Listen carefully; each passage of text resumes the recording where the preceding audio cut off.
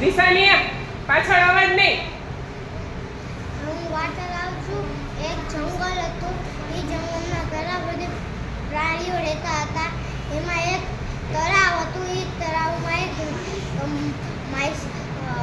માછલી, મગર, ટેકા, કાચબા રહેતા હતા. એક કાચબો એવો હતો, એ બહુ વાતુડિયો હતો.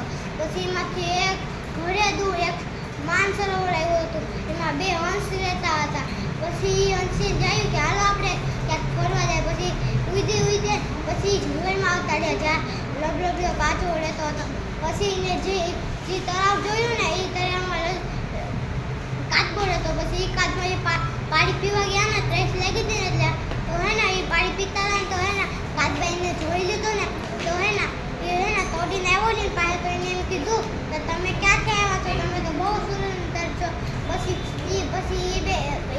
પછી બે કાચબાના ભાઈબંધ બની ગયા. પછી કાચબા જ્યાં સુધી જતા ત્યાં કાચબો તો હાલીને જતો હતો. કાચબો તો ધીમો હતો, દોડે અને ધીમે ધીમે હાલે. એ તો કરી દો એ તો હંસ તો આકાશમાં ઉડે. પછી સાંજે તળાવે આવે.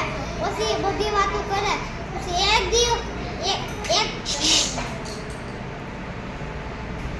એવું થયું કે ત્યાં ગરમી જ આવ્યું.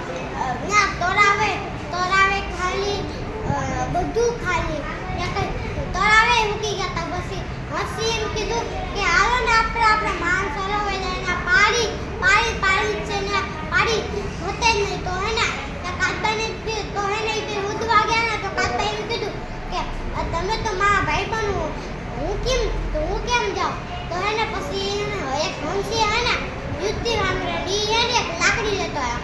અને પછી હે ને કાચબા ભાઈને એમ કીધું, કાચબા ભાઈ તમે હે ને તમારું મોઢું હે ને પકડી રાખજો. તો હે ને તમે હે ને વાતું કહેશો ને તો હે ને તમે હે ને હેઠા પડી જશો ને તમે મરી જશો ને તમને હે ને લોહી નીકળશે.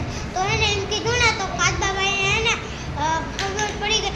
તો હે ને હંસે હે ને બે સાઈડની બેંજી પકડી ને કાચબા ભાઈને વચ્ચે હે ને કાચબા ભાઈ પકડી લીધું. પછી હે ને એ બે હે ને પછી એ બે ઉડ્યા. પછી એક ગામ હતું. એ ગામનું નામ હતું અખુદર. એમાં હે ને ઘણા હે ને માણસ રહેતા હતા.